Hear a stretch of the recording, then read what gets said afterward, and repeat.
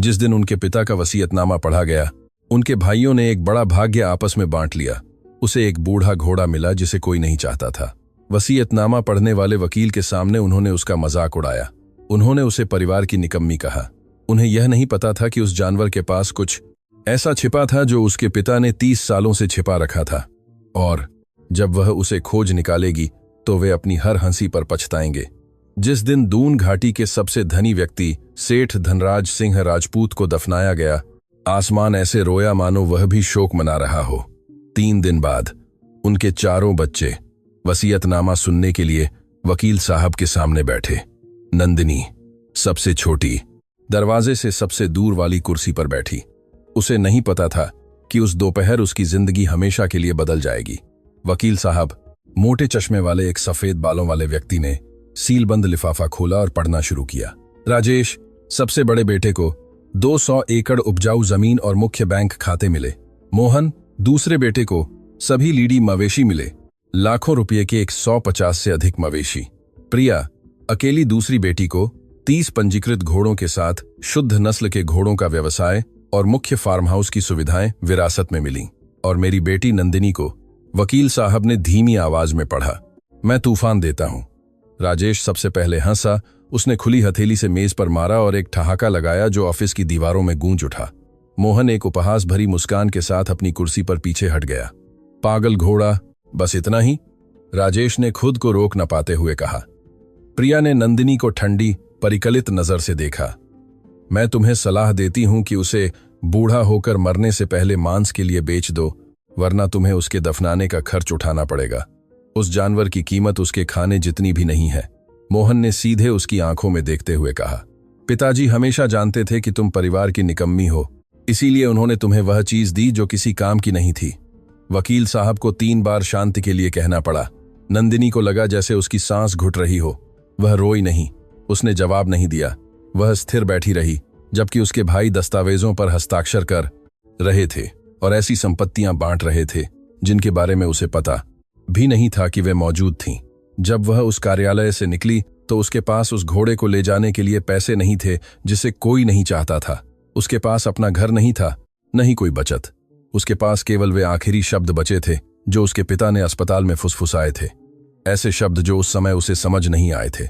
उसकी वैसे ही देखभाल करना जैसे मैंने तुम्हारी देखभाल की, और वह तुम्हें वह दिखाएगा जो कोई और नहीं देख सकता। नंदिनी बारिश में 3 किलोमीटर चली जब तक वह उस फार्म हाउस पर नहीं पहुंची जहां तूफान पिछले 10 सालों से रह रहा था। घोड़ा एक अलग बाड़े में था, अन्य जानवरों से अलग, मानो वह कोई बीमारी हो जिसे कोई छूना न चाहता हो। वह एक बड़ा गहरे रंग का घोड़ा था, पुराने निशानों से भरा हुआ। वह 18 साल का था और उसकी ऐसी प्रतिष्ठा थी कि कोई भी डर जाता था। उसने 3 पेशेवर प्रशिक्षकों को लात मारी थी, एक पशु चिकित्सक को काटा था और लकड़ी की बाड़ को कागज की तरह तोड़ दिया था। फार्म हाउस के कर्मचारी उसे शैतान कहते थे और पास से गुजरते समय माथा टेकते थे। नंदिनी ने उसे बाड़े के बाहर से देखा। जानवर ने उसे अविश्वास भरी आंखों से देखा, फुसकारते हुए और कान पीछे करते हुए जैसे वह हमला करने के लिए तैयार हो। नंदिनी बिटिया, आवाज पीछे से आई। यह किशोर काका थे, उसके पिता के पुराने मुखिया। उनकी उम्र 70 साल थी, दशकों के काम से कमर झुकी हुई थी और हाथ कठोर थे, जो जमीन को किसी भी किताब से बेहतर जानते थे। किशोर काका, क्या हैरानी? कोई हैरानी नहीं बिटिया। तुम्हारे पिताजी ने मुझे कहा था कि जब तुम उसे लेने आओ तो मैं यहीं रहूं। नंदिनी ने भौहें चढ़ाईं। मेरे पिताजी जानते थे कि मैं आऊंगी। किशोर काका ने धीरे से सिर हिलाया। सेठ धनराज सिंह बहुत कुछ जानते थे। उन्होंने मरने से पहले मुझसे एक एहसान मांगा था। उन्होंने कहा था कि मुझे तुम्हारी मदद करनी चाहिए, लेकिन जब तक तुम खुद उसे खोज न लो तब तक मैं तुम्हें यह नहीं बता सकता कि क्यों। यह पता लगाने के लिए कि बूढ़े ने तूफान की ओर देखा। यह मेरे लिए प्रकट करने योग्य नहीं है, लेकिन मैं जानवर को ले जाने में तुम्हारी मदद कर सकता हूं। मेरे पास एक पिकअप ट्रक और एक ट्रेलर है। ओहो, मैं एक उधार की जमीन जानता हूं जहां तुम रह सकती हो जब तक तुम्हें कोई बेहतर जगह नहीं मिलती। नंदिनी कुछ नहीं समझ पाई। उसके पिता ने निर्देश दिए थे।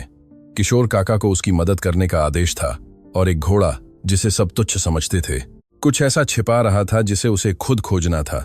बिना जवाब के सवाल जमा हो रहे थे। मेरे पिताजी ये सब क्यों करेंगे? किशोर काका ने बस जवाब दिया, क्योंकि वह तुम्हें तुमसे बेहतर जानते थे। उधार की जमीन गांव के बाहरी इलाके में एक छोटा सा टुकड़ा था जिसमें बिजली या बहते पानी के बिना टिन की छत वाला घर था। यह किशोर काका के एक दूर के चचेरे भाई का था, जो उत्तर में काम करने गया था और सालों तक वापस आने वाला नहीं था। नंदिनी ने तूफान को पुरानी लकड़ी और तिरपाल से बने एक अस्थायी अस्तबल में रखा। पहला दिन एक आपदा था और घोड़े ने इतनी जोर से बाड़ को लात मारी कि 3 तख्ते उड़ गए। एक पड़ोसी चिल्लाता हुआ आया, अगर वह जानवर फिर से भागता है तो मैं अधिकारियों को बुलाऊंगा। क्या तुम किसी और की संपत्ति पर एक खतरनाक जानवर के साथ हो? नंदिनी ने माफी मांगी। उसने बाड़ को मजबूत करने का वादा किया। उसने आंसू रोके जब तक वह आदमी चला गया। उस रात वह अपनी जैकेट को तकिया बनाकर टिन की छत वाले घर के फर्श पर सोई। दरारों से ठंडक घुस रही थी। बाहर तूफान अस्तबल की दीवारों को ऐसे मार रहा था जैसे वह पूरी दुनिया को गिराना चाहता हो। सुबह के 3 बजे नंदिनी और नहीं सह सकी। वह एक कोने में बैठ गई और अपने पिता के अंतिम संस्कार के बाद पहली बार रोई। वह वसीयतनामा पढ़ने वाले वकील के कार्यालय में हुए अपमान के लिए रोई।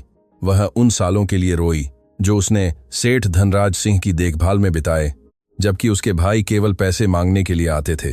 और वह रोई क्योंकि उसे समझ नहीं आया कि उसने ऐसा क्या किया था जिसके वह हकदार थी।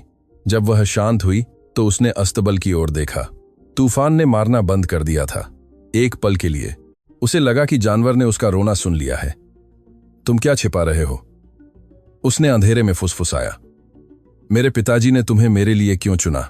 घोड़े ने जवाब नहीं दिया, लेकिन नंदिनी उस पल जान गई कि वह हार नहीं मानेगी, न तो गर्व के कारण और न ही जिद्दीपन के कारण, बल्कि क्योंकि उसके पिता के शब्दों में कुछ ऐसा था जो उसे बता रहा था कि इस कहानी में और भी कुछ है और वह उसे पता लगाकर रहेगी, भले ही उसे सब कुछ खोना पड़े।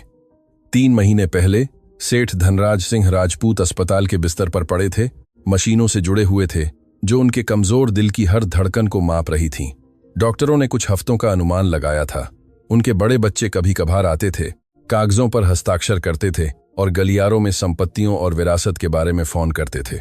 नंदिनी अकेली थी जो हर सुबह 7 बजे आती थी और रात में नर्सें उसे जाने के लिए मजबूर करती थीं, तब तक रहती थी। उस दिन सेठ धनराज सिंह सामान्य से अधिक होश में थे। उन्होंने नंदिनी से दरवाजा बंद करने और पास आने के लिए कहा। क्या तुम्हें पता है कि मैंने तूफान को कभी क्यों नहीं बेचा? उन्होंने कर्कश आवाज में पूछा। आपने मुझे कभी नहीं बताया पिताजी, क्योंकि वह घोड़ा मेरी किसी भी जमीन से ज्यादा कीमती है, मवेशियों से ज्यादा, बैंक खातों से ज्यादा, लेकिन केवल उसी के लिए जो उसे अच्छी तरह से देखना जानता हो। नंदिनी समझ नहीं पाई। पिताजी, उस घोड़े को 10 साल से किसी ने नहीं साधा है। सब कहते हैं कि वह पागल है। सेठ धनराज सिंह ने कमजोर तरीके से मुस्कुराया। हर कोई वही देखता है जो वे देखना चाहते हैं। तुम हमेशा वही देखती हो जिसे दूसरे नजरअंदाज करते हैं, इसीलिए मैं इसे तुम्हें दे रहा हूं। पिताजी, मुझे घोड़े की जरूरत नहीं है। मुझे उन्होंने उसे बीच में ही रोक दिया, अपनी बची हुई ताकत से उसका हाथ पकड़ते हुए उसकी वैसे ही देखभाल करना जैसे मैंने तुम्हारी देखभाल की, और वह तुम्हें वह दिखाएगा जो कोई और नहीं देख सकता। मुझसे वादा करो। मैं वादा करती हूं, लेकिन और जब तुम उसे खोज लूंगी तो तुम समझ जाओगी कि मैंने चीजें ऐसे क्यों की। तुम सब कुछ समझ जाओगी। सेठ धनराज सिंह ने अपनी आंखें बंद कर लीं। नंदिनी ने सोचा कि वह सो गए हैं, लेकिन फिर उन्होंने धीरे से एक लौरी गाना शुरू किया, वही जो वह उसे बचपन में सुनाते थे, वही जो नंदिनी ने 20 सालों में नहीं सुनी थी। जब उन्होंने गाना बंद किया तो सेठ धनराज सिंह ने आखिरी बार उसका हाथ दबाया। गाने को याद रखना बेटी, तूफान भी उसे जानता है। 2 हफ्ते बाद जमीन पर बसने के बाद नंदिनी ने एक लग्जरी पिकअप ट्रक को धूल उड़ाते हुए आते देखा और रुकने से पहले ही उसने गाड़ी को पहचान लिया। वह प्रिया थी। उसकी बहन ऊंची एड़ी के जूते पहने हुए उतरी जो जमीन में धंस रहे थे। उसने धूप का चश्मा पहना हुआ था, हालांकि आसमान में बादल थे, और एक ऐसी मुस्कान थी जो उसकी आंखों तक नहीं पहुंच रही थी। मैं तुम्हें एक प्रस्ताव देने आई हूं, उसने अभिवादन किए बिना कहा। घोड़े के लिए 15 रुपये, यह उसकी कीमत से ज्यादा है, लेकिन मुझे तुम्हें ऐसे रहते हुए देखकर दया आती है। नंदिनी तूफान को वह चारा खिला रही थी जो उसने खुद काटा था। वह पलटी नहीं, यह बिकाऊ नहीं है। 15 रुपये तुम्हारे काम नहीं आएंगे। खुद को देखो नंदिनी, तुम्हारे पास बिजली नहीं है, पानी नहीं है, तुम टिन की छत वाले घर में रहती हो। उस पैसे से तुम कुछ महीनों के लिए एक अच्छी जगह किराए पर ले सकती हो।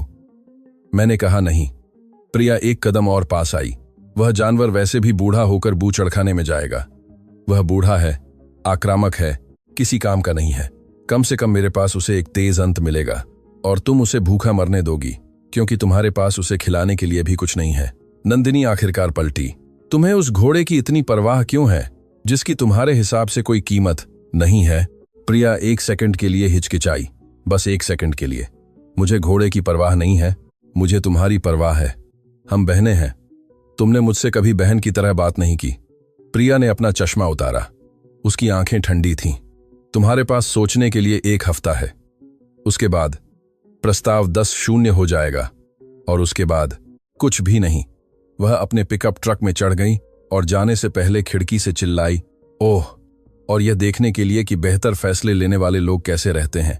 उसने नंदिनी को अपना फोन फेंका जिसमें एक गैलरी खुली थी, बेदाग हस्तबलों में 30 शुद्ध नस्ल के घोड़ों की तस्वीरें, और नीचे संदेश में लिखा था, इनमें से कोई भी तुम्हारी पूरी जिंदगी से ज्यादा कीमती है। राजेश 3 दिन बाद आया। प्रिया के विपरीत वह हाईवे से पैदल आया था, बिना पिकअप ट्रक या ड्राइवर के। उसकी बांह के नीचे एक भूरा लिफाफा था और एक ऐसा भाव था जो दोस्ताना दिखने की कोशिश कर रहा था। बहन, तुम्हें देखकर कितना अच्छा लगा। नंदिनी उस बाड़ की मरम्मत कर रही थी जिसे तूफान ने पिछली रात फिर से लात मारी थी। उसने काम करना बंद नहीं किया। क्या चाहते हो? राजेश, मैं शांति से आया हूं। उसने लिफाफा उठाया। देखो, मुझे पता है कि वसीयतनामा के साथ चीजें वैसी नहीं हुई जैसी तुमने उम्मीद की थी, और मुझे पता है कि प्रिया मुश्किल हो सकती है, लेकिन मैं अलग हूं। मैं तुम्हारी मदद करना चाहता हूं। मेरी मदद कैसे? राजेश ने लिफाफा खोला और नोटों के बंडल दिखाए। यहां घोड़े के लिए नकद है। यह प्रिया ने जितना दिया था उसका 5 गुना है। नंदिनी ने हथौड़ा छोड़ दिया। उसने पैसे देखे। यह उसकी जिंदगी में उसने एक साथ इतने पैसे कभी नहीं देखे थे। एक ऐसे घोड़े में इतनी दिलचस्पी क्यों जिसकी कोई कीमत नहीं है? राजेश मुस्कुराया, लेकिन मुस्कान उसकी आंखों तक नहीं पहुंची। यह दिलचस्पी नहीं है, यह दया है। पिताजी ने तुम्हें एक असंभव स्थिति में छोड़ दिया और मैं तुम्हें उससे निकालना चाहता हूं। वह घोड़ा तुम्हें डुबो देगा। नंदिनी, यह तुम्हारी बचत, तुम्हारी सेहत, तुम्हारा समय खा जाएगा। इसे बेच दो, पैसे ले लो, फिर से शुरुआत करो। और अगर मैं इसे बेचना नहीं चाहती? राजेश की मुस्कान गायब हो गई। उसने पैसे लिफाफे में रखे और उसे धीरे से बंद कर दिया। तुम हमसे भीख मांगने लगोगी, छोटी बहन। वह जानवर तुम्हें तबाह कर देगा, और जब तुम बिना किसी चीज के सड़क पर होगी तो तुम्हें यह पल याद आएगा। तुम्हें याद आएगा कि मैंने तुम्हें एक रास्ता दिया था और तुमने उसे ठुकरा दिया था। वह जाने के लिए पलटा, लेकिन रुक गया। एक और बात, किशोर काका, वह बूढ़ा मुखिया, उस आदमी के पास ऐसे रहस्य हैं जिन्हें कोई नहीं जानता। तुम किसके साथ घुलती मिलती हो, सावधान रहना। कभी कभी जो वफादार लगते हैं वे सबसे ज्यादा छिपाते हैं। नंदिनी ने उसे तेजी से धड़कते दिल के साथ दूर जाते देखा। पहले प्रिया अपनी दया के भेस में धमकियों के साथ, अब राजेश अपने पैसे और किशोर काका के बारे में अपनी चेतावनियों के साथ। कुछ हो रहा था, कुछ ऐसा जो उसके भाई जानते थे और वह नहीं। एक तूफानी रात, आसमान दून घाटी पर ऐसे बरसा जैसे नंदिनी ने सालों से नहीं देखा था। हवा टिन की छत वाले घर से टकरा रही थी। हर दरार से पानी रिस रहा था और गर्जना से जमीन कांप रही थी। तूफान पागल हो रहा था। उसकी हिनहिनाहट गर्जना के साथ मिल रही थी। उसकी लातें अस्थाई अस्तबल को गिराने की धमकी दे रही थीं। नंदिनी जानती थी कि अगर जानवर उस रात भाग गया तो वह उसे फिर कभी नहीं ढूंढ पाएगी। उसने एक टॉर्च ली और बारिश में अस्तबल की ओर दौड़ी। जब उसने दरवाजा खोला तो तूफान उसकी ओर बढ़े हुए आंखों से लपका। नंदिनी ठीक समय पर पीछे हट गई ताकि एक ऐसी लात से बच सके जो उसे मार सकती थी। शांत हो जाओ, उसने तूफान के शोर पर चिल्लाया। शांत हो जाओ तूफान। घोड़े ने नहीं सुना। वह मारना, फुसकारना, हलकों में घूमना जारी रखा जैसे वह अपनी ही त्वचा से बचना चाहता हो। नंदिनी को अस्पताल में अपने पिता के शब्द याद आए, गाने को याद रखना, तूफान भी उसे जानता है। बिना सोचे उसने गाना शुरू कर दिया। यह वही लॉरी थी जो सेठ धनराज सिंह उसे बचपन में सुनाते थे, वही जो उन्होंने अपनी आखिरी होश वाली रात को गाई थी। उसकी आवाज कांप रही थी, बारिश में मुश्किल से सुनाई दे रही थी, लेकिन उसने गाना जारी रखा। तूफान ने मारना बंद कर दिया। उसके कान आगे की ओर हिल गए। उसकी आंखें, जो कुछ सेकंड पहले डर से भरी थीं, शांत हो गईं। घोड़े ने आखिरी बार फुसकारा और स्थिर खड़ा हो गया। नंदिनी धीरे धीरे उसके पास आते हुए गाना गाती रही। उसने अपना हाथ बढ़ाया। तूफान ने काटा नहीं, लात नहीं मारी, पीछे नहीं हटा। 10 सालों में पहली बार उसने किसी को उसे छूने दिया। नंदिनी ने उसकी बारिश से भीगी गर्दन सहलाई। जानवर ने अपना सिर नीचे किया और उसे अपनी छाती पर टिका दिया। मेरे पिताजी तुम्हें यह गाना सुनाते थे, उसने फुसफुसाया। इसीलिए उन्होंने मुझे यह सिखाया ताकि तुम मुझ पर भरोसा कर सको। उस रात उनके बीच कुछ बदल गया। नंदिनी यह जानती थी और वह यह भी जानती थी कि उसके पिता ने मरने से बहुत पहले ही सब कुछ योजना बना ली थी। हमारी कहानी जारी रखने से पहले मैं संयुक्त राज्य America, Mexico, Colombia, Peru, Spain, Italy, Venezuela, Uruguay, Paraguay, Dominican गणराज्य और Puerto Rico, El Salvador, Ecuador, Bolivia, Chile, Argentina, Costa Rica, Cuba, Canada, France, Panama, Australia, Guatemala, Nicaragua और होंडुरास में हमारे अनुयायियों को एक बहुत ही खास शुभकामना देना चाहूंगी। आप हमें दुनिया के किस हिस्से से सुन रहे हैं, अभिवादन के लिए टिप्पणी करें। सभी को शुभकामनाएं। कहानी जारी रखते हुए किशोर काका अगले दिन प्रावधानों के साथ पहुंचे। घोड़े के भोजन के बोरे, बाड़ की मरम्मत के लिए उपकरण और गर्म कॉफी का एक थर्मस। उन्होंने नंदिनी को अस्तबल के अंदर तूफान को धीरे धीरे ब्रश करते हुए पाया। हे भगवान, बूढ़े ने दरवाजे से फुसफुसाया। मैंने यह कभी नहीं सोचा था कि ऐसा देखूंगा। नंदिनी ने ब्रश करना बंद किए बिना मुस्कुराई। मेरे पिताजी ने मुझे बताया था कि तूफान इसे जानता है। किशोर काका धीरे से अंदर आए जैसे वह जादू तोड़ने से डरते हों। आपके पूरी ने जादू के पास। पिताजी उसे सालों तक हर दिन यह गाना सुनाते थे। वह अकेले थे जो उसके पास जा सकते थे। इस घोड़े को क्या हुआ था किशोर काका? यह ऐसा क्यों हो गया था? बूढ़ा एक उलटी हुई बाल्टी पर बैठ गया। उसने लंबी और गहरी सांस ली। 10 साल पहले तूफान पूरे फार्म हाउस का सबसे नेक घोड़ा था। आपके पिताजी हर सुबह सूर्योदय पर उसे सवारी करते थे। वे एक दूसरे से अलग नहीं हो सकते थे। लेकिन फिर कुछ हुआ, मुझे ठीक से नहीं पता क्या। एक दिन सेठ धनराज सिंह अस्तबल में बिगड़े हुए चेहरे के साथ आए। अकेले अस्तबल में घुसे और तूफान के साथ 3 घंटे तक बंद रहे। जब वह बाहर आए तो घोड़ा अब वही नहीं था। क्या हो सकता था? नॉन डस्टलैंड कोई नहीं जानता। आपके पिताजी ने किसी को भी जानवर के पास जाने से मना कर दिया था। उन्होंने उसे जिंदा रखने के लिए लाखों रुपये खर्च किए, जब सभी उनसे कहते थे कि उसे मार दें। कर्मचारी सोचते थे कि वह पागल हो गए हैं, लेकिन सेठ धनराज सिंह हमेशा कहते थे, यह घोड़ा पूरे फार्म हाउस से ज्यादा कीमती है और किसी दिन कोई इसे समझेगा। नंदिनी ने ब्रश करना बंद कर दिया। पूरे फार्म हाउस से ज्यादा कीमती, लेकिन अगर उसके पास कोई रिकॉर्ड नहीं है, कोई संतान नहीं है, वह प्रतियोगिता या काम नहीं कर सकता। किशोर काका खड़े हो गए। बिटिया, मैंने आपके पिताजी से वादा किया था कि मैं आपकी मदद करूंगा, लेकिन मैंने यह भी वादा किया था कि मैं आपको तब तक कुछ नहीं बताऊंगा जब तक आप उसे खुद खोज न लें। मैं आपको बस एक बात बता सकता हूं, उस घोड़े को ध्यान से देखें।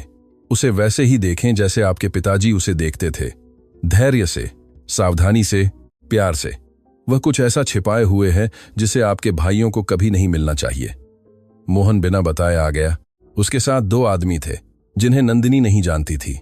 वे एक काले नंबर प्लेट वाले पिकअप ट्रक से उतरे और जमीन की ओर ऐसे चले जैसे वे मालिक हों। छोटी बहन, मोहन ने एक मुस्कान के साथ कहा, जो धमकी से ज्यादा लगती थी, तो हमें व्यापार की बात करनी है। नंदिनी उनके और अस्तबल के बीच खड़ी हो गई। मुझे तुमसे कुछ बात नहीं करनी, जरूर करनी है। यह जमीन बिकने वाली है। मैं इसे खरीदूंगा और जब मैं ऐसा करूंगा तो तुम्हें और तुम्हारे घोड़े को जाना होगा। यह जमीन उधार की है, मालिक इसे नहीं बेचेगा। मोहन हंसा। मालिक अमेरिका में रहता है और उस पर कर्ज है। मैंने उससे बात कर ली है। 2 हफ्तों में वह कागजात पर हस्ताक्षर कर देगा। उसके साथ आए दोनों आदमी अस्तबल की ओर बढ़े। नंदिनी नहीं हिली। अगर तुम उस घोड़े को छूते हो तो मैं पुलिस को बुलाऊंगी। किस फोन से? एक वकील को भुगतान करने के लिए किस पैसे से? मोहन उसके चेहरे से कुछ सेंटीमीटर दूर तक आ गया। मेरी बात ध्यान से सुनो। वह जानवर मेरा होगा। अच्छे तरीके से या बुरे तरीके से तुम तय करो। पीछे से एक आवाज ने उसे रोक दिया। बिटिया पहले ही तय कर चुकी है और आप अभी यहां से चले जाएंगे। यह किशोर काका थे और उन्होंने दोनों हाथों में एक जंग लगी कुदाल पकड़ी हुई थी। उनकी आंखें, जो आमतौर पर दयालु थीं, पत्थर जैसी कठोर थीं। मोहन ने बूढ़े को तिरस्कार से देखा। तुम्हारे भी रहस्य हैं किशोर काका। मुझे उन्हें तुम्हें याद दिलाने पर मजबूर मत करो। मेरे रहस्य मेरे हैं और इस परिवार के हैं। इस परिवार के। इससे पहले कि मैं कुछ ऐसा करूं जिसका हम दोनों को पछतावा हो, आप चले जाएं। सेकंड खिंच गए। आखिरकार मोहन पीछे हट गया। 2 हफ्ते, छोटी बहन। उसके बाद न तो तुम और न ही बूढ़ा मुझे रोक पाओगे। वह अपने पिकअप ट्रक में चढ़ गया और धूल का एक बादल छोड़कर चला गया। नंदिनी ने किशोर काका को देखा। उनके पास आपके बारे में क्या रहस्य हैं? किशोर काका ने कुदाल नीचे रखी। उनके हाथ कांप रहे थे। पुराने रहस्य बिटिया, जब मैं दूसरा आदमी था। ऐसे रहस्य जो मुझे बर्बाद कर सकते हैं। एक गर्म दोपहर जब वह तूफान के खुर साफ कर रही थी तो नंदिनी ने बाईं पिछली नाल में कुछ अजीब देखा।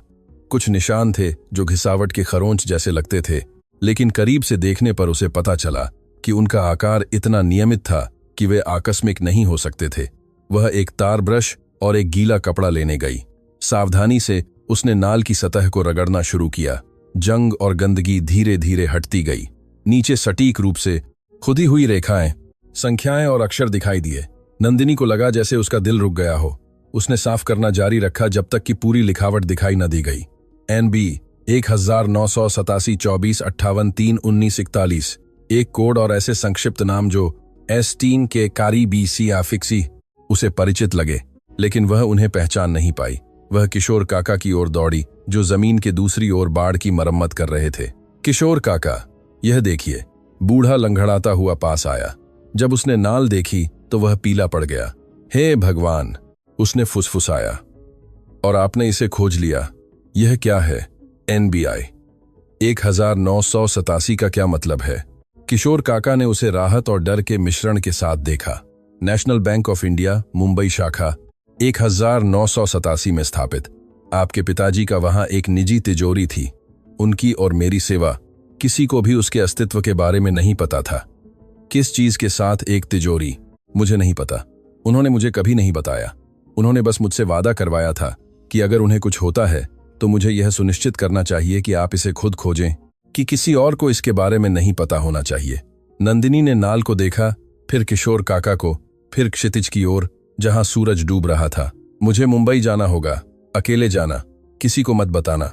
और बिटिया, किशोर काका ने अपने कठोर हाथ से उसकी बाह पकड़ी। सावधान रहना। उस तिजोरी में जो कुछ भी है वह तुम्हारी जिंदगी को अच्छा या बुरा बदल सकता है। उस रात नंदिनी सो नहीं पाई और टिन की छत वाले घर के फर्श पर टॉर्च जलाकर बैठ गई। उसके पास एक कागज का टुकड़ा था जिस पर उसने नाल के नंबर कॉपी किए थे। उसने उन्हें 100 बार दोहराया, एक पैटर्न खोजने की कोशिश करते हुए। NBI 1987, national bank of India Mumbai शाखा 1987। यह तो उसे पहले से पता था, लेकिन दूसरे नंबर 7-24-58-3-19-41, एक संयोजन, एक एक्सेस कोड, निर्देशांक। उसने किशोर काका का पुराना फोन लिया। उसकी स्क्रीन पर दरारें थीं और बैटरी कुछ ही घंटों चलती थी, लेकिन यह इंटरनेट पर खोजने के काम आता था। उसने national bank of India Mumbai शाखा 1987 टाइप किया और पेज लोड होने का इंतजार किया। परिणामों ने पुष्टि की जो किशोर काका ने कहा था। शाखा मौजूद थी। यह शहर के ऐतिहासिक केंद्र में एक पुरानी इमारत थी जो उच्च प्रोफाइल वाले ग्राहकों को निजी तिजोरी सेवाएं प्रदान करने के लिए जानी जाती थी। यह ऐसी जगह थी जहां लोग उन चीजों को रखते थे जिन्हें वे नहीं चाहते थे कि कोई खोजे। नंदिनी ने अस्तबल की ओर देखा जहां तूफान सो रहा था। उसके पिता ने वही कयोरी थी, जानकारी एक नाल पर उत्कीर्ण की थी। उन्होंने उसे एक ऐसे घोड़े में छिपाया था जिसे कोई छूना नहीं चाहता था। उन्हें भरोसा था कि केवल उसमें ही उसे खोजने का धैर्य होगा। आपने वहां क्या छिपाया पिताजी? उसने अंधेरे में फुसफुसाया। इतना जरूरी क्या था कि आपको उसे सबसे छिपाना पड़ा? अगली सुबह सूरज उगने से पहले नंदिनी मुख्य सड़क तक चली और मुंबई के लिए बस का इंतजार किया। उसकी जेब में कागज पर कॉपी किए गए नंबर थे। किशोर काका ने उसे 300 रुपये उधार दिए थे और उसके पिता की एक पुरानी तस्वीर थी जिसे वह हमेशा अपने साथ रखती थी। यात्रा 4 घंटे की होगी। 4 घंटे यह सोचने के लिए कि सब कुछ कितना गलत हो सकता था, और अगर उस तिजोरी में जो कुछ भी था वह असली था तो सब कुछ कितना बदल सकता था। नेशनल बैंक ऑफ इंडिया गुलाबी बलुआ पत्थर की एक इमारत थी जिसमें मोटे स्तंभ और लोहे के जालीदार दरवाजे थे। यह किसी और युग से निकली हुई लगती थी। एक ऐसी जगह जहां रहस्य कागज पर रखे जाते थे और वादे अभी भी कुछ मायने रखते थे। नंदिनी अंदर गई। उसे लगा जैसे वह अपनी जगह से बाहर हो। उसके कपड़े मिट्टी से सने थे, उसके जूते घिसे हुए थे, उसके बाल एक लापरवाही से बनी चोटी में बंधे थे। चमड़े के सोफों पर इंतजार कर रहे लोगों ने उसे ऐसे देखा जैसे वह एक घुसपैठिया हो। वह रिसेप्शनिस्ट के पास गई, एक युवा महिला जिसके नाखून एकदम सही थे और भाव नीरस थे। नमस्ते, मैं एक निजी तिजोरी के बारे में जानकारी लेने आई हूं। रिसेप्शनिस्ट ने उसे ऊपर से नीचे तक देखा। क्या आपके पास अपॉइंटमेंट है? नहीं, लेकिन मेरे पास एक एक्सेस कोड है। बिना अपॉइंटमेंट के मैं आपकी मदद नहीं कर सकती और आप अगले हफ्ते के लिए अपॉइंटमेंट ले सकती हैं। कोड NBI 1987 है। उसके बाद 7/24/58/3/1941। रिसेप्शनिस्ट ने भौहें चढ़ाईं। उसने अपने कंप्यूटर पर कुछ टाइप किया। उसका भाव बदल गया। एक पल रुकिए, उसने धीरे से फोन किया। उसने फोन रखा और नंदिनी को दूसरी आंखों से देखा। कोई आपसे मिलने के लिए नीचे आएगा, कृपया बैठ जाएं। नंदिनी ने 3 घंटे इंतजार किया। लोग आते जाते रहे। किसी ने उसे पानी नहीं दिया और न ही समझाया कि क्या हो रहा था।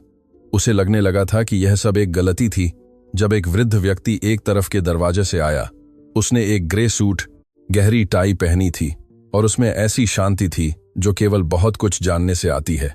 नंदिनी बिटिया, हाँ, मैं प्रबंधक गुप्ता हूं, विशेष सेवाओं का प्रभारी। कृपया मेरे साथ आएं। वह उसे एक लंबे गलियारे से होते हुए एक लिफ्ट तक ले गया जो बेसमेंट में जाती थी। जब वे नीचे उतर रहे थे तो उस आदमी ने उसकी ओर देखे बिना बात की, यह खाता 30 सालों से सक्रिय है। हर महीने समय पर भुगतान किया जाता है। इसे कभी किसी ने दावा नहीं किया, कभी नहीं।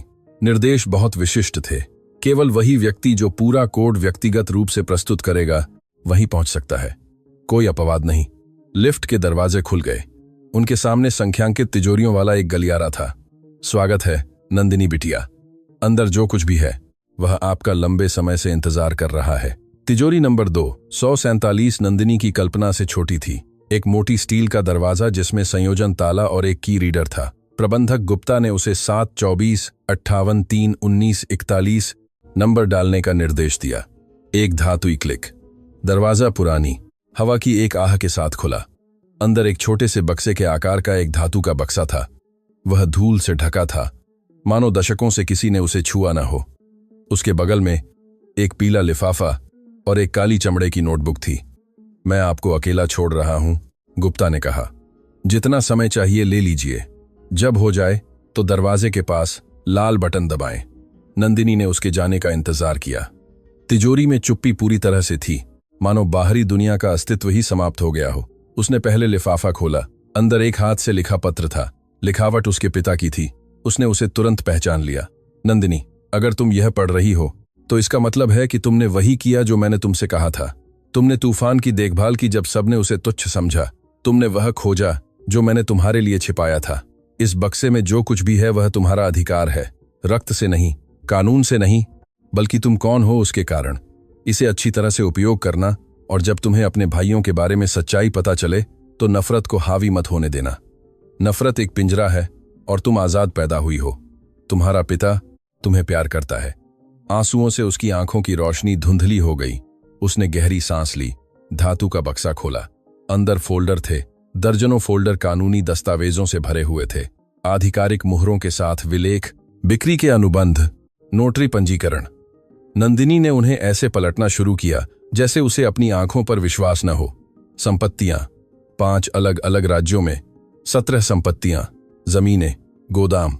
मुंबई में एक अपार्टमेंट बिल्डिंग, नासिक में एक फार्म हाउस, गुजरात में व्यावसायिक परिसर। सब कुछ घाटी की विरासत प्राइवेट लिमिटेड नामक एक कंपनी के नाम पर था, जिसका एकमात्र लाभार्थी वही था जो तिजोरी का मूल कोड प्रस्तुत करता था। नंदिनी ने जल्दी से मन में गणना की। उन सभी का मूल्य 100 मिलियन रुपये से अधिक था, लेकिन काली चमड़े की नोटबुक अभी भी बाकी थी और नोटबुक एक डायरी थी। पहली प्रविष्टि 15 साल पहले की तारीख की थी। सेठ धनराज सिंह की लिखावट पहले तो मजबूत थी, लेकिन जैसे जैसे पन्ने आगे बढ़ते गए वह ज्यादा कांपती गई। नंदिनी ने शुरू से पढ़ना शुरू किया। 12 मार्च। आज मुझे पता चला कि राजेश ने 3 बैंक दस्तावेजों में मेरे हस्ताक्षर जाली बनाए। उसने मेरी अनुमति के बिना मुख्य खाते से 2 मिलियन रुपये निकाले। मेरे पास सबूत हैं, जाली हस्ताक्षर वाले मूल दस्तावेज। एक विशेषज्ञ ने उनकी जांच की और पुष्टि की कि यह मेरी लिखावट नहीं है। मैं अभी उसका सामना नहीं करूंगा। मैं देखना चाहता हूं कि उसकी महत्वाकांक्षा कहां तक जाती है। नंदिनी के हाथ कांप रहे थे। उसने पढ़ना जारी रखा। 8 जुलाई। मोहन 3 साल से मेरी पीठ पीछे मवेशी बेच रहा है। उसका नासिक में एक गुप्त खरीदार है जो उसे नकद में भुगतान करता है। मैंने हर लेन देन का दस्तावेजीकरण किया है। ट्रकों की तस्वीरें, उसकी ऑफिस में मिले रसीदें, गुमनामी के बदले बोलने वाले कर्मचारियों के बयान। मेरा बेटा मुझे एक बैंक की तरह देखता है। उसे नहीं पता कि बैंक सब कुछ रिकॉर्ड रखते हैं। नंदिनी ने पन्ने तेजी से पलटे। एक के बाद एक धोखे जमा होते गए। राजेश, मोहन और फिर 3 सितंबर। प्रिया का मामला मुझे सबसे ज्यादा दुख पहुंचाता है। जब उसकी मां को अल्जाइमर हुआ तो वह अकेले उससे मिलने लगी। मैंने सोचा कि यह बेटी का प्यार है, लेकिन कल मुझे दस्तावेज मिले। प्रिया ने अपनी मां से उन कागजों पर हस्ताक्षर करवाए जब उन्हें अपना नाम भी नहीं पता था। उसने लाखों रुपये के गहने हथिया लिए, गहने जो मेरी पत्नी नंदिनी को देना चाहती थी। उसने अपनी ही मां को लूटा और उसकी मां को याद भी नहीं कि उसे लूटा गया है। नंदिनी ने एक पल के लिए डायरी बंद कर दी। उसे हवा चाहिए थी, लेकिन उस तिजोरी में कोई खिड़की नहीं थी और केवल चुप्पी और ऐसी सच्चाइयां थीं जो किसी भी चोट से ज्यादा दर्दनाक थीं। उसने पढ़ना जारी रखा क्योंकि उसे जानना था, क्योंकि उसके पिता ने यह सब किसी कारण से छिपाया था और वह कारण उस नोटबुक के किसी पृष्ठ पर था। अगले पृष्ठों में सालों की खामोश निगरानी का दस्तावेजीकरण था। सेठ धनराज सिंह ने निजी जासूसों को काम पर रखा था। उन्होंने सबूत इकट्ठा किए थे। उन्होंने अपने हर बड़े बच्चे के बारे में पूरे डॉसिये बनाए थे। राजेश, बैंक धोखाधड़ी, दस्तावेजों की जालसाजी, कर चोरी, उसे जेल भेजने के लिए पर्याप्त सबूत। मोहन, मवेशी की चोरी, गुप्त बिक्री, संदिग्ध मूल के खरीदारों के साथ संबंध, तस्वीरों और बयानों के साथ दस्तावेजित सबूत। प्रिया, कमजोर व्यक्ति का हेरफेर, संपत्ति का अवैध विनियोजन, अपनी बीमार मां के हस्ताक्षर की जालसाजी। लेकिन एक ऐसा खंड था जिसकी नंदिनी ने उम्मीद नहीं की थी। एक पृष्ठ जिस पर एक जंग लगी क्लिप लगी थी और लाल स्याही में अंत में पढ़े शब्द लिखे थे। अभी के लिए उसने उसे नजरअंदाज कर दिया। उसने डायरी का बाकी हिस्सा पढ़ना जारी रखा। सेठ धनराज सिंह ने लिखा था, मैंने इस सब के बारे में बहुत सोचा है कि क्या करूं। मैं उनका सामना कर सकता हूं, मैं उन्हें सार्वजनिक रूप से बेदखल कर सकता हूं, मैं सबूत अधिकारियों को भेज सकता हूं, लेकिन इससे परिवार हमेशा के लिए तबाह हो जाएगा। और हालांकि वे इसके हकदार नहीं हैं, कोई ऐसा है जो है। नंदिनी, उसे इसके बारे में कुछ नहीं पता। वह हर हफ्ते मुझसे मिलने आती रहती है, मुझसे पूछती है कि मैं कैसा महसूस कर रहा हूं, मुझे गाना सुनाती है जब मैं सो नहीं पाता। अन्य 3 केवल तब आते हैं जब उन्हें पैसे की जरूरत होती है या वे यह सुनिश्चित करना चाहते हैं कि मैं अभी भी वसीयतनामे में हूं। नंदिनी इसलिए आती है क्योंकि वह मुझसे प्यार करती है। नंदिनी को रुकना पड़ा। आंसू पन्नों पर गिर रहे थे, पुरानी स्याही को दागदार कर रहे थे। इसीलिए मैंने चीजें इस तरह करने का फैसला किया। आधिकारिक वसीयतनामा तीनों को वह देगा जिसकी वे उम्मीद करते हैं, लेकिन असली विरासत वहां छिपी होगी जहां केवल नंदिनी उसे खोज सकती है।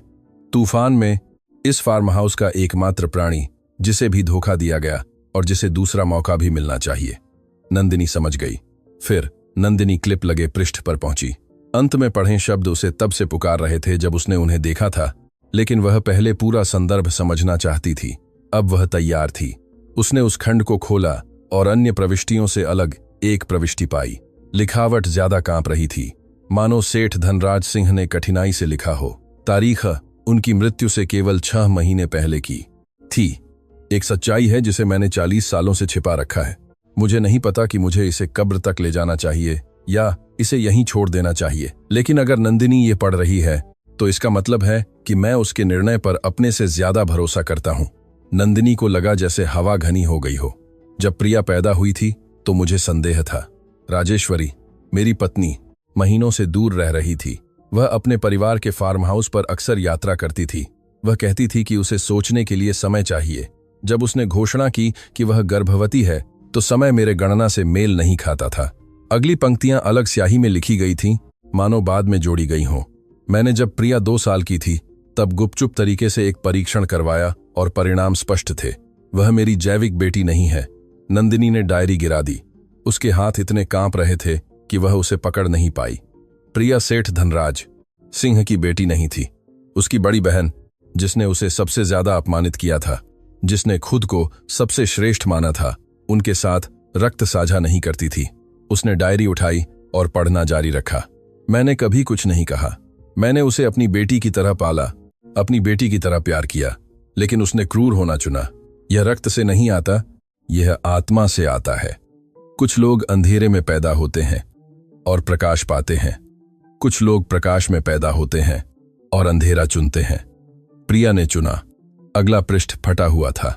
केवल एक टुकड़ा बचा था जिसमें लिखा था असली पिता थे।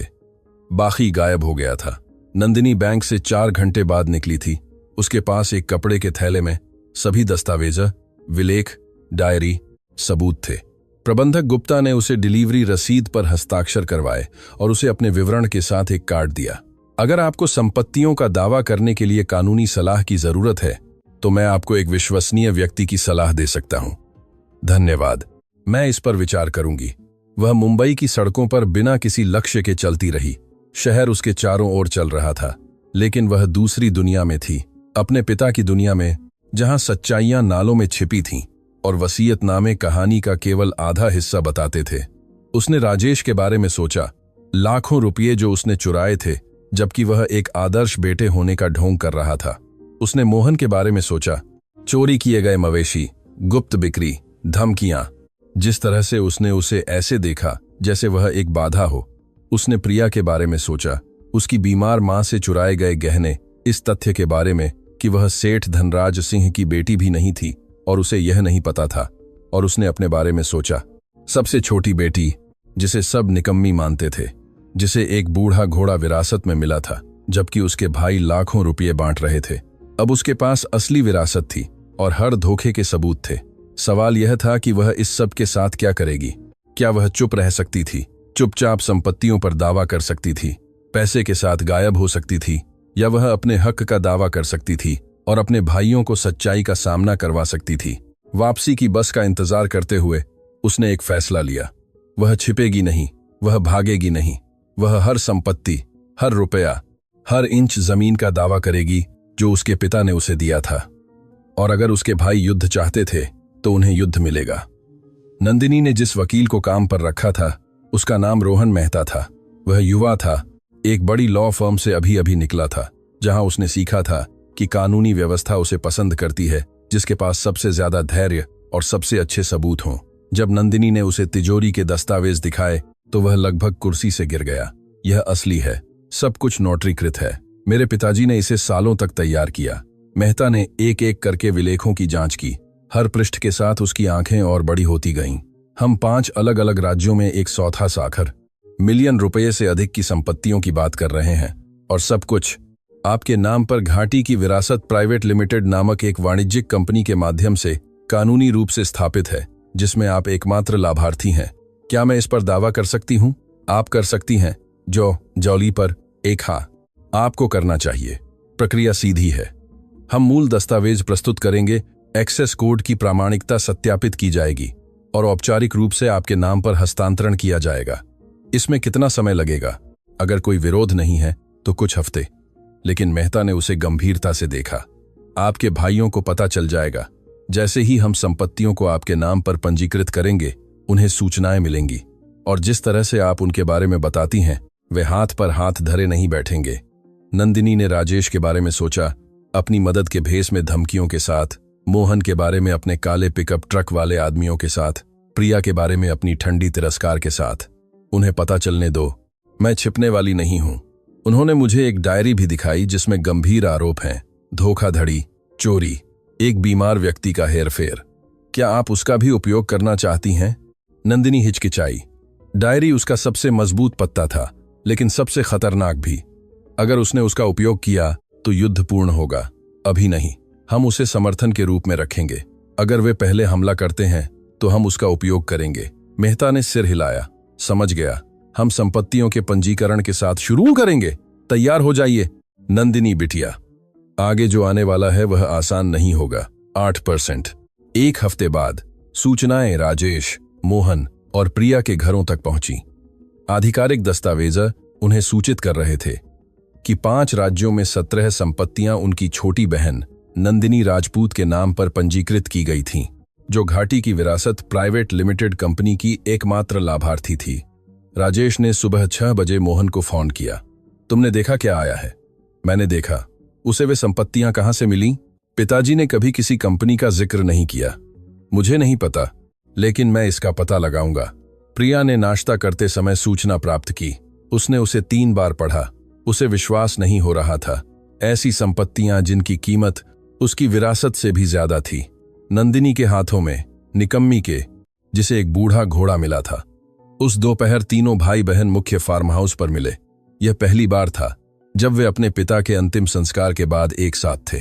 यह धोखाधड़ी है, यह धोखाधड़ी है, प्रिया ने मेज पर मारते हुए कहा। पिताजी ने कभी ऐसा नहीं किया होगा, उसने दस्तावेजों की जालसाजी की है। राजेश ने सिर हिलाया। मैंने रिकॉर्ड की जांच की, वे संपत्तियां 20 साल से ज्यादा पहले खरीदी गई थीं।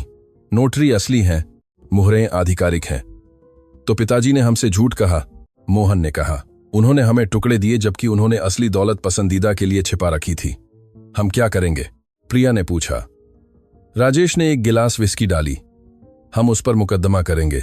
हम आरोप लगाएंगे कि पिताजी उस कंपनी को बनाते समय अपनी मानसिक क्षमताओं में नहीं थे और उसने उन्हें उनके आखिरी महीनों में हेरफेर किया कि दस्तावेजों में अनियमितताएं हैं। और अगर हम हार गए, राजेश ने अपने भाइयों को ठंडी नजर से देखा, हम हारेंगे नहीं। और अगर कानून काम नहीं करता तो चीजों को सुलझाने के अन्य तरीके भी हैं। 2 हफ्ते बाद मुंबई की अदालत में मुकदमा पहुंचा। राजपूत भाइयों ने आरोप लगाया कि नंदिनी ने धोखाधड़ी, कमजोर व्यक्ति का हेरफेर और दस्तावेजों की जालसाजी की थी। उन्होंने संपत्तियों के हस्तांतरण को रद्द करने और उसके खिलाफ आपराधिक जांच खोलने की मांग की। नंदिनी को तूफान की देखभाल करते हुए सूचना मिली। उसने उसे अस्तबल के बगल में खड़े होकर पढ़ा। शाम की धूप उन शब्दों पर पड़ रही थी जो उसे एक अपराधी के रूप में आरोपित कर रहे थे। मुझे पता था कि वे ऐसा करेंगे, उसने किशोर काका से कहा जब वह प्रावधानों के साथ पहुंचे। मेरे वकील ने मुझे चेतावनी दी थी। आप क्या करेंगी? लड़ूंगी। मैं और क्या कर सकती हूं? किशोर काका ने बोरे जमीन पर रखे और एक पत्थर पर बैठ गए। वह पहले से ज्यादा बूढ़े लग रहे थे। बिटिया, एक बात आपको पता होनी चाहिए, आपके भाई साफ खेल नहीं खेलते। राजेश के सरकार में संपर्क हैं। मोहन खतरनाक लोगों को जानता है और प्रिया, वह सबसे बुरी है क्योंकि वह कार्रवाई करने से पहले सोचती है। क्या आप मुझसे कह रहे हैं कि मैं हार मान लूं? मैं आपसे कह रहा हूं कि सावधान रहें। आपके पिताजी ने आपको केवल एक विरासत नहीं दी, उन्होंने आपको एक युद्ध दिया और युद्धों में अच्छे लोग कभी कभी हार जाते हैं। नंदिनी ने तूफान की गर्दन सहलाई। घोड़े ने धीरे से फुसकारा, मानो वह समझ गया हो। मेरे पिताजी ने मुझे यह युद्ध दिया क्योंकि वह जानते थे कि मैं इसे लड़ सकती हूं। अगर वह चाहते कि मैं हार मान लूं, तो उन्होंने यह सब एक ऐसे घोड़े में नहीं छिपाया होता जिसे कोई और छूना नहीं चाहता था। उन्होंने मुझे चुना और मैं उन्हें निराश नहीं करूंगी। उस रात फोन पर अपने वकील के साथ दस्तावेजों की समीक्षा करते हुए नंदिनी को लगा जैसे हवा में कुछ बदल रहा है, मानो क्षितिज से तूफान आ रहा हो। एक तूफान जिसे आने में महीनों लगेंगे, लेकिन जब वह आएगा तो सब कुछ तबाह कर देगा। वह तैयार थी। मुंबई की पहली अदालत में पुराने कागज और डिसइंफेक्टेंट की गंध आ रही थी। नंदिनी अपने सबसे अच्छे कपड़ों में, एक सफेद ब्लाउज और एक गहरी स्कर्ट जो उसने एक पुरानी बाजार से खरीदी थी, जल्दी पहुंची। उसका वकील रोहन मेहता दस्तावेजों से भरे एक पोर्टफोलियो के साथ प्रवेश द्वार पर उसका इंतजार कर रहा था। क्या तुम तैयार हो? नहीं, लेकिन चलो। हॉल आधा भरा हुआ था। दूसरी तरफ उसके तीनों भाई एक महंगे सूट और संवारे हुए बालों वाले आदमी के साथ पहली पंक्ति में बैठे थे। नंदिनी ने उस आदमी को पहचान लिया। एक ऐसा वकील जो प्रति घंटे उतना वसूलता था जितना वह 1 महीने में कमाती थी। न्यायाधीश अंदर आए और सब खड़े हो गए। वह एक बूढ़ा आदमी था जिसका चेहरा थका हुआ था और आंखें ऐसी थीं मानो उसने सब कुछ देखा हो। मुकदमा नंबर 2847, राजपूत बनाम राजपूत, धोखाधड़ी, कमजोर व्यक्ति का हेरफेर और दस्तावेजों की जालसाजी का मुकदमा। भाइयों के वकील, जिन्होंने खुद को वकील वर्मा के रूप में प्रस्तुत किया, ने पहले बात की। हुजूर, मेरे मुवक्किल आरोप लगाते हैं कि नंदिनी बिटिया ने अपने पिता सेठ धनराज सिंह राजपूत की बिगड़ी हुई मानसिक स्थिति का फायदा उठाया ताकि उनसे ऐसे दस्तावेजों पर हस्ताक्षर करवाए जा सकें जो केवल उसे ही लाभ पहुंचाते थे। हमारे पास परिवार के करीबी लोगों के बयान हैं जो पुष्टि करते हैं कि सेठ धनराज सिंह अपने आखिरी सालों में कानूनी फैसले लेने की स्थिति में नहीं थे। नंदिनी को लगा जैसे उसका खून खौल रहा हो।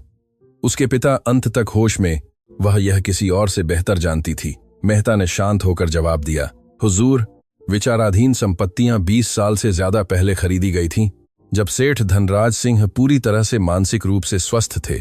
सभी दस्तावेज विधिवत नोटरीकृत और पंजीकृत हैं। मुकदमे का कोई कानूनी आधार नहीं है। न्यायाधीश ने नोट्स लिए। दोनों पक्षों के विचारों को स्वीकार किया जाता है। हम सबूत पेश करने के लिए सुनवाई निर्धारित करेंगे। आपके पास 30 दिन है। 30 दिन। नंदिनी ने बाहर निकलते हुए अपने भाइयों को देखा। राजेश मुस्कुरा रहा था। मोहन उसे नफरत से देख रहा था। प्रिया ने मुड़कर भी नहीं देखा। युद्ध आधिकारिक तौर पर शुरू हो गया था। वकील वर्मा ने नियमों का पालन करके प्रसिद्धि नहीं पाई थी। उन्होंने यह जानकर प्रसिद्धि पाई थी कि उन्हें कब तोड़ना है। पहली सुनवाई के 3 दिन बाद वह मुंबई के एक गोपनीय रेस्तरां में प्रिया से मिले। उसने मुलाकात का अनुरोध किया था और उसने स्वीकार किया था, क्योंकि वह जानता था कि हताश ग्राहक बेहतर भुगतान करते हैं। मुझे गवाह चाहिए, प्रिया ने सीधे कहा। ऐसे लोग जो यह बयान दें कि मेरे पिताजी उन दस्तावेजों पर हस्ताक्षर करते समय दिमागी रूप से ठीक नहीं थे। वर्मा ने अपनी कॉफी का एक घूंट लिया। गवाहों के पैसे लगते हैं। पैसा कोई समस्या नहीं है तो गवाह भी नहीं होंगे। उसने अपनी जेब से एक नोटबुक निकाली। मैं 3 लोगों को जानता हूं जिन्होंने आपके पिताजी के फार्म हाउस के पास काम किया था, सही राशि के लिए। उन्हें याद होगा कि उन्होंने सेठ धनराज सिंह को भ्रमित, भटका हुआ, अपने बच्चों को पहचानने में असमर्थ देखा था। और अगर उनसे पूछताछ की जाती है, उन्हें प्रशिक्षित किया जाता है। वे जानते हैं कि क्या कहना है और कैसे कहना है। वे सालों से यह कर रहे हैं। प्रिया ने सिर हिलाया। यह करो और कुछ और हासिल करो। मुझे नंदिनी के बारे में कुछ चाहिए, कुछ ऐसा जिससे वह एक अवसरवादी, एक हेरफेर करने वाली लगे, कुछ भी जो उसकी विश्वसनीयता को खत्म कर दे। वर्मा मुस्कुराया। वह ज्यादा मुश्किल है। मेरी जांच के अनुसार आपकी बहन की बेदाग प्रतिष्ठा है। उसे कभी कोई कानूनी समस्या नहीं हुई। उसने कभी पैसे उधार नहीं लिए। उसने अपने पिता की अंत तक देखभाल की, बिना किसी चीज की मांग किए। तो कुछ गढ़ो। वकील ने नोटबुक वापस रख ली। गढ़ना खतरनाक है, लेकिन एक और विकल्प है, कुछ ऐसा जिसका मैंने पहले भी विरासत के मामलों में उपयोग किया है। क्या? उसकी पहचान पर सवाल उठाना। अगर हम यह साबित कर सकें कि नंदिनी वास्तव में सेठ धनराज सिंह की बेटी नहीं है, तो वह विरासत पर अपना सभी अधिकार खो देगी। प्रिया चुप रही। यह विचार साहसी, जोखिम भरा, शायद अवैध था, लेकिन अगर यह काम करता, यह करो, उसने आखिरकार कहा। जो कुछ भी करना पड़े करो। राजेश एक चांद रहित रात किशोर काका के घर आया। उसने अपना पिकअप ट्रक मुख्य सड़क से दूर खड़ा किया और बाकी रास्ता पैदल चला, यह सुनिश्चित करते हुए कि उसे कोई न देखे। बूढ़ा बरामदे में सिगरेट पी रहा था। उसे अंधेरे से राजेश को उभरते हुए देखकर कोई हैरानी नहीं हुई। शुभ रात्रि किशोर काका। राजेश बाबू, इतनी रात को यहां क्या कर रहे हैं? व्यापार। राजेश बिना पूछे एक प्लास्टिक की कुर्सी पर बैठ गया। तुमने और मैंने कभी सीधे बात नहीं की, लेकिन मुझे लगता है कि अब समय आ गया है कि हम ऐसा करें। किशोर काका ने अपनी सिगरेट का एक लंबा कश लिया। मैं सुन रहा हूं। मुझे पता है कि तुम मेरी बहन की मदद कर रहे हो। तुमने उसे अपना पिकअप ट्रक उधार दिया। तुमने उसे जमीन दिलवाई। तुम उसे सलाह दे रहे हो। मुझे यह पसंद नहीं है। तुम्हारे पिताजी ने मुझसे उसकी मदद करने के लिए कहा था। मेरे पिताजी मर चुके हैं और मरे हुए लोग एहसान नहीं चुकाते। राजेश ने अपनी जैकेट की जेब से एक लिफाफा निकाला। लेकिन जिंदा लोग चुकाते हैं। उसने लिफाफा मेज पर रख दिया। किशोर काका ने उसे नहीं छुआ। यह क्या है? 200 रुपये तुम्हारे, बदले में कि तुम मुकदमे में हमारे पक्ष में गवाही दो। कहो कि नंदिनी मेरे पिता पर दबाव डाल रही थी, कि उसने उन्हें भ्रमित किया, कि उन्हें नहीं पता था कि वह किस पर हस्ताक्षर कर रहे थे। किशोर काका ने सिगरेट को राखदानी पर बुझा दिया। मैं ऐसा नहीं करूंगा। राजेश आगे झुका। उसकी आवाज फुसफुसाहट में बदल गई। मुझे तुम्हारे बेटे के बारे में भी पता है किशोर काका। वह जिसे तुमने 30 साल पहले गीता के साथ पैदा किया था, जिसे तुमने एक बच्चे के रूप में छोड़ दिया था, वह अब वयस्क है और नासिक में रहता है, और उसे नहीं पता कि तुम उसके पिता हो। कल्पना करो कि वह क्या प्रतिक्रिया देगा अगर उसे एक गुमनाम पत्र मिलता है जो उसे सच्चाई बताता है। किशोर काका पीले पड़ गए। उनके हाथ कांपने लगे। तुम्हारे पास तय करने के लिए 1 हफ्ता है, राजेश ने उठते हुए कहा। पैसा या शर्म, तुम चुनो। नंदिनी ने किशोर काका को अस्तबल के बगल में बैठे हुए पाया। उनकी नजर क्षितिज में खोई हुई थी। सुबह के 6 बजे थे और बूढ़ा सोया नहीं था। यह उसकी आंखों के नीचे के काले घेरों से, जिस तरह से उसके कंधे सामान्य से ज्यादा झुके हुए थे, उससे पता चल रहा था। क्या हुआ? उसने उसके बगल में बैठते हुए पूछा। किशोर काका को जवाब देने में देर लगी। जब उन्होंने जवाब दिया तो उनकी आवाज टूटी हुई लग रही थी। राजेश कल रात आया था। उसने मुझे तुम्हारे खिलाफ गवाही देने के लिए पैसे की पेशकश की, और जब मैंने मना कर दिया तो उसने मुझे कुछ और भी बुरे से धमकाया। किससे? बूढ़े ने आंखें बंद कर लीं। एक आंसू उसकी झुर्रियों वाली गाल पर लुढ़क गया। आज से 30 साल पहले मैंने अपनी जिंदगी की सबसे बड़ी गलती की थी। मेरी गांव की एक महिला से एक बच्चा था। उसका नाम गीता था। वह जवान थी, सुंदर थी और मैं शादीशुदा था। जब वह गर्भवती हुई तो मैं डर गया। मैंने उसे जाने के लिए पैसे दिए और कभी किसी को नहीं बताया। नंदिनी चुपचाप सुनती रही। बच्चा बिना पिता के बड़ा हुआ। गीता 10 साल पहले मर गई और वह अकेला रह गया। अब वह 30 साल का आदमी है जो नासिक में रहता है। उसे नहीं पता कि मेरा अस्तित्व है। उसे नहीं पता कि उसका पिता एक कायर है जिसने उसे छोड़ दिया। किशोर काका, राजेश उसे सब कुछ बता देगा अगर मैं तुम्हारे खिलाफ गवाही नहीं देती। वह उस लड़के की मां की छवि को नष्ट कर देगा। वह उम्मीद जो शायद उसे कभी अपने पिता से मिलने की थी, वह तुम्हारी शर्म का उपयोग तुम्हें डुबोने के लिए करेगा। नंदिनी ने बूढ़े के हाथों को अपने हाथों में ले लिया। मेरी बात ध्यान से सुनो और तुम कुछ भी ऐसा बयान नहीं दोगे जो सच न हो। और अगर राजेश अमानन अमानन अमानन पूरा बीका बना नहीं करेगा, अपनी धमकी को पूरा करता है, तो हम उसका भी एक साथ सामना करेंगे। मुझे इस बात के लिए नफरत मत करो जो मैंने किया है। हम सभी गलतियां करते हैं किशोर काका। मायने यह रखता है कि हम उसके बाद क्या करते हैं। बूढ़े ने उसे नम आंखों से देखा। आपके पिताजी आपके बारे में सही थे। आप उन सब में सबसे अच्छी हैं। मोहन ने धैर्य खो दिया था। मुकदमों को सुलझने में महीनों लग रहे थे। वकील लाखों रुपये वसूल रहे थे। और इस बीच नंदिनी उस जमीन पर उसी शापित घोड़े के साथ रह रही थी जिसे सालों पहले मर जाना चाहिए था। उसने चीजों को अपने हाथों में लेने का फैसला किया। एक भोर में वह अपने पिकअप ट्रक के पिछले हिस्से में 2 गैसोलीन के डिब्बे लेकर गांव के बाहरी इलाके तक गया। उसने जमीन से दूर खड़ा किया और बाकी रास्ता डिब्बे हाथों में लेकर चला। अगर टिन की छत वाला घर अंधेरा था तो अस्तबल जहां नंदिनी और तूफान सोते थे, रात के आसमान में मुश्किल से ही दिख रहा था। उसने चुपचाप काम किया। उसने लकड़ी की दीवारों के चारों ओर गैसोलीन छिड़की, उन खंभों को भिगोया जो अस्थायी छत को सहारा दे रहे थे। उसने एक ऐसा निशान छोड़ा जो सब कुछ जोड़ता था। गंध तेज, तीखी थी, लेकिन कोई भी जागृत नहीं था कि उसे महसूस कर सके। जब उसने काम पूरा कर लिया तो वह कुछ मीटर पीछे हट गया और अपनी जेब से माचिस की डिब्बी निकाली। उसने एक तीली जलाई। छोटी सी लौ ने 1 सेकंड के लिए उसके चेहरे को रोशन किया। यह इसलिए है कि तुम वहां घुसी जहां तुम्हें नहीं बुलाया गया, छोटी बहन। उसने तीली फेंकी। आग जितनी उम्मीद थी उससे कहीं ज्यादा तेजी से बढ़ी। कुछ ही सेकंड में आग ने अस्तबल को घेर लिया और दीवारों पर चढ़ने लगी। काला धुआं बिना सितारों वाले आसमान में उठ गया। मोहन अपने पिकअप ट्रक की ओर भागा और इंजन चालू कर दिया और बिना लाइट जलाए कच्ची सड़क पर चला गया। पीछे के शीशे में देखते हुए उसने देखा कि नारंगी चमक दूर में बढ़ रही थी। वह मुस्कुराया। जब तक कोई मदद करने आता तब तक बहुत देर हो चुकी होती। तूफान सबसे पहले जागा। अस्तबल की दरारों से धुआं अंदर आया और घोड़े ने जोर से हिनहिनाया, अपने खुरों से दीवारों पर मार रहा था। शोर ने नंदिनी को जगा दिया जो एक पुराने गद्दे पर एक कोने में सो रही थी। उसने आंखें खोलीं और नारंगी चमक को तख्तों से रिसते हुए देखा। उसने गर्मी महसूस की, गैसोलीन की गंध सूंघी, आग। वह तेजी से उठी, लेकिन धुआं पहले ही जगह भर चुका था। उसे खांसी आई। उसने अपने मुंह को कमीज से ढका, दरवाजा ढूंढा। लपटों ने उसे अवरुद्ध कर दिया था। आग ने पूरे अस्तबल को घेर लिया था।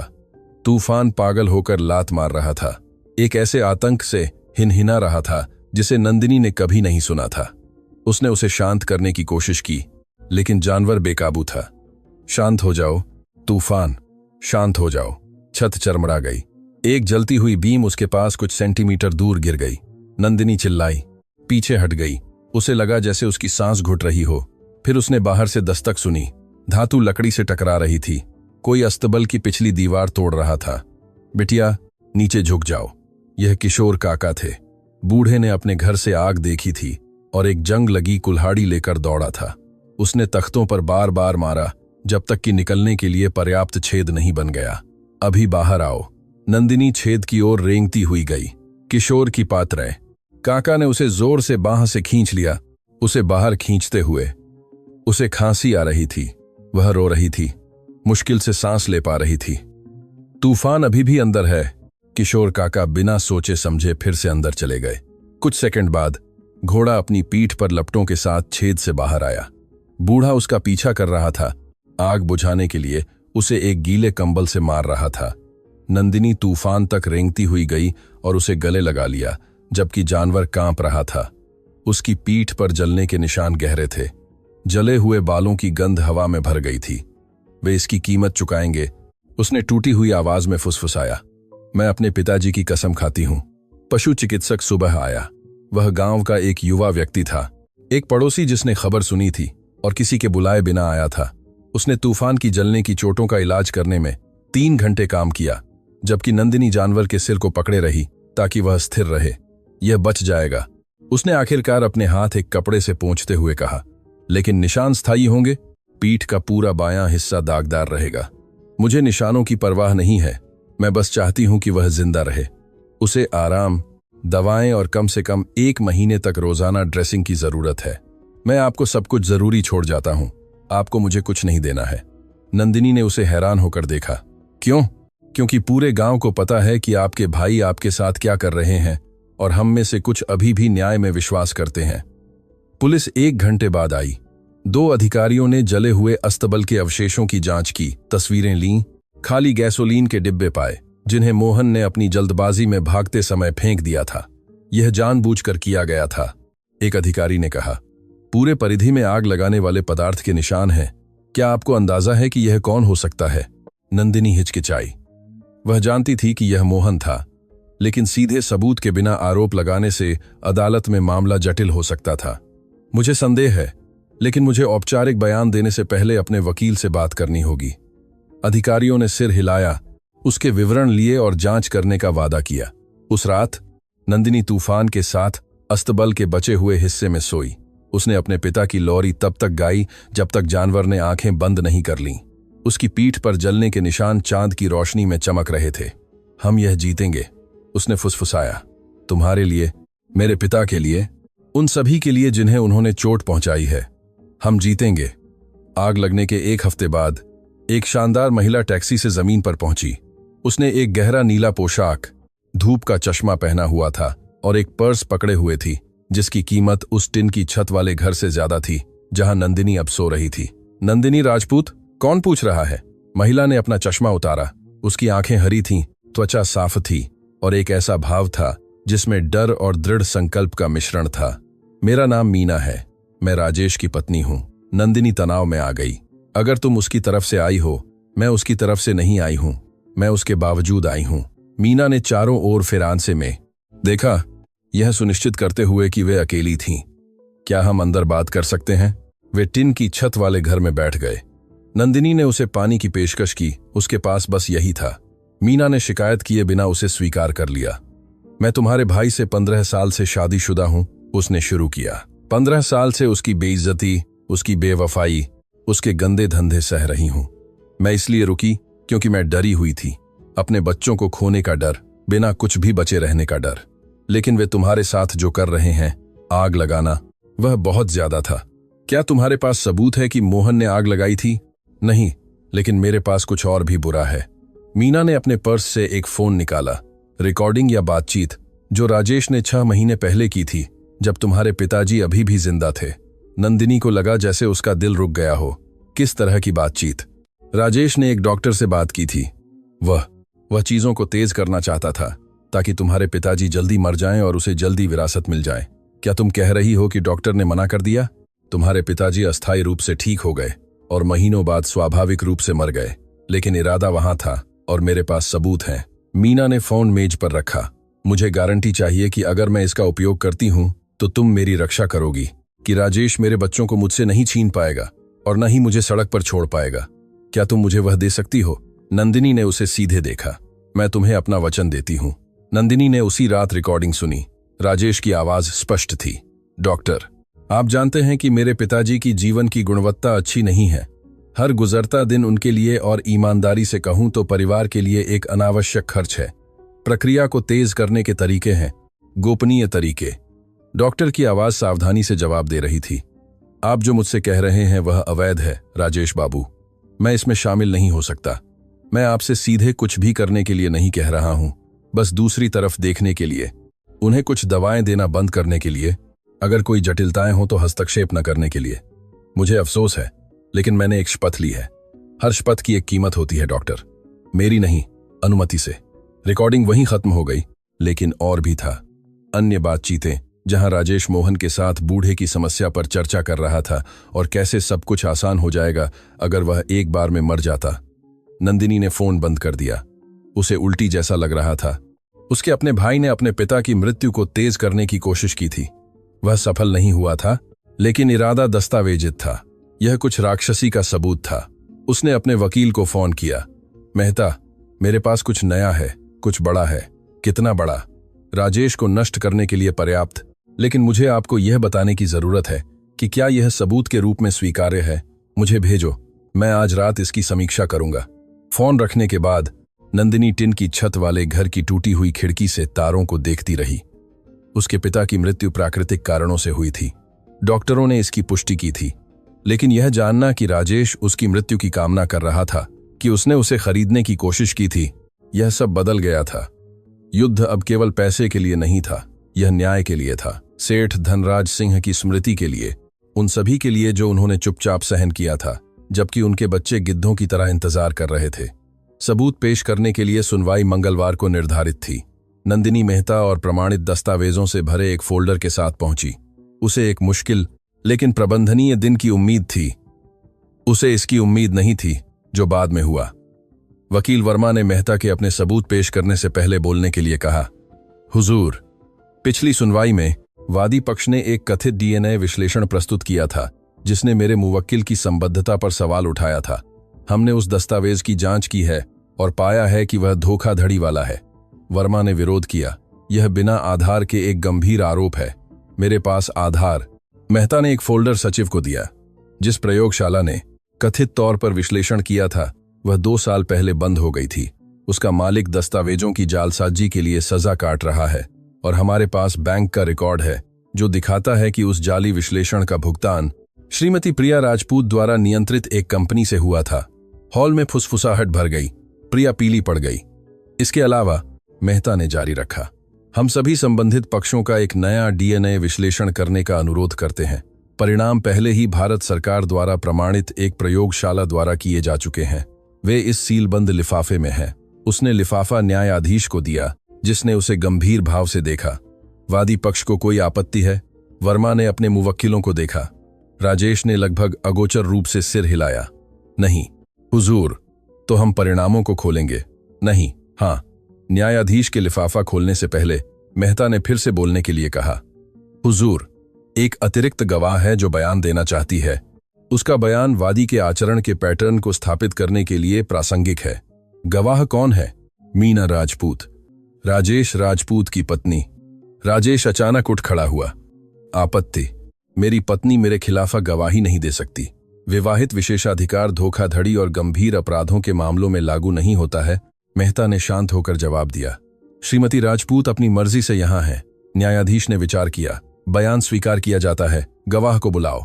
मीना एक तरफ के दरवाजे से अंदर आई। उसने राजेश की ओर देखने से बचा, जबकि वह गवाह बॉक्स की ओर चल रही थी। उसके हाथ कांप रहे थे, लेकिन जब सचिव ने उससे शपथ ली तो उसकी आवाज मजबूत थी। श्रीमती राजपूत, मेहता ने शुरू किया, क्या आप अदालत को अपने पति और अन्य लोगों के बीच मृतक सेठ धनराज सिंह राजपूत के संबंध में हुई बातचीत का वर्णन कर सकती हैं? मीना ने गहरी सांस ली। मेरे पति ने मेरे ससुर के मरने से 6 महीने पहले एक डॉक्टर से बात की थी। उन्होंने उनकी मृत्यु को तेज करने के लिए पैसे की पेशकश की थी। डॉक्टर ने मना कर दिया, लेकिन मैंने बातचीत रिकॉर्ड कर ली थी। हॉल में हंगामा मच गया। राजेश चिल्ला रहा था कि यह झूठ है। मोहन उठने की कोशिश कर रहा था, लेकिन गार्डों ने उसे रोक दिया। प्रिया स्थिर बैठी थी, जैसे उसने सांस लेना बंद कर दिया हो।